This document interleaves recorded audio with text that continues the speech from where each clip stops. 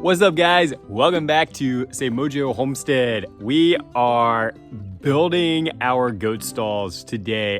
Well, this week and maybe into next week, but I'm super excited to be getting this project done.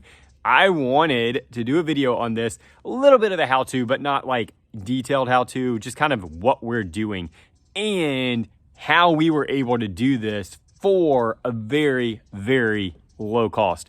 Now, we did a video a couple of months ago and I was talking about all of these free decking boards that I got. So that's what we're using for the wall and also the panels that are going to be dividing this thing into sections to create the individual stalls. And we are doing removable walls in this, which I'll get to a little bit later. So these decking boards came off of a project that I helped a buddy of mine with. It was an old deck that was being torn apart. And once we really started getting into it, most of the deck boards were still in fairly decent shape, decent enough for a project like this. So I loaded my trailer up and I brought them home with the intention of using them for this project.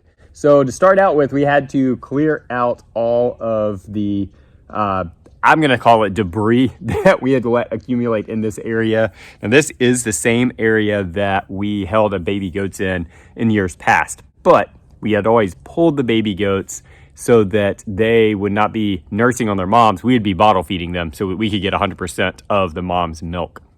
This is a great spot for doing the stalls in.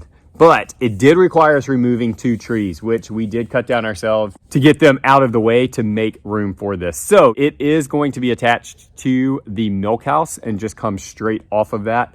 Now, one thing that we did do, which I'm really thankful for now, is put a makeshift doggy door in the milk house, because we would feed the babies in the milk house. So we had this door that led straight into their pen. So we would open it up, they would all come in, get their milk, and then we'd kind of kick them back out. Now that door is going to be opening straight into these stalls. So just down the road for the future, if we ever needed to kind of have that same type setup, we are still able to do that. You can see that we are cleaning it out and setting post. So the post I did have to purchase.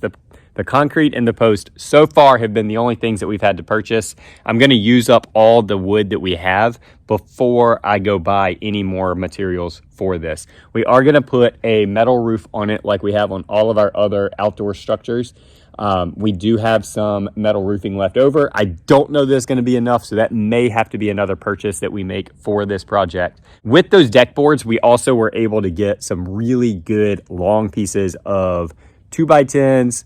I think there was a 2x8 in there, and then a couple of long 2x4s. So that's the extra wood that I'm really hoping I can use and we'll have enough of to do the support structure for the roof. For the divider sections, divider walls, I am ripping apart some pallets. We're going to use the support pieces for the pallets that are about a 2x1, I guess is what they are. To create the slots, and then use the deck boards that can be then slid down in there and create a temporary wall so that we can remove it if we need to. My vision in this is to have it for a multi-purpose storage dry area. It's also going to act as a holding area for the baby goats when we do start to wean them and need to separate them from their mom. At that point, we will remove all the walls so that the baby goats will have full run of this whole thing. Let's talk about the dimensions on this thing. This thing is 16 feet lengthwise, and it's gonna be 6 feet deep. So we're putting 4 stalls in here. So each stall will be 4 feet wide and 6 feet deep, which should be enough space for the goats that we have. The mini Nubian that we have is a little bit big for a mini Nubian. There is one stall that we are purposely making slightly bigger than those dimensions that I think that will probably be designated for her. But even with her size, these things are going to be a little bit tight, but they're not meant to hold the mama goat for very long. It's really going to act as a birthing stall and then a holding stall for the first couple of days, which, knowing the size of our goats, should give them enough room. The Nigerian dwarfs, I'm really not worried about. It's going to be plenty of room for them. Again, keep in mind, these are holding stalls, temporary use, so they're not going to be locked up in here and held in here for long periods of time. So this is what I was talking about in the individual things. So each one of these will have a door in them, and then we will be creating a wall. All this stuff in here right now is just acting as temporary bracing while these posts continue to set up. This side will be about on average 4 feet tall. This other side back here, the openings are gonna be about 6 feet tall. That way we can comfortably walk into them and not be bumping our heads on them. Now, it will be shorter as the further in we get, but I think that it will give us enough room to work with. Cass is actually only 5 foot, so she's gonna have the most room in here. She is normally the one that is with these goats as they're in labor and giving birth. So that's what's been going on this weekend. This is the first project of 2023.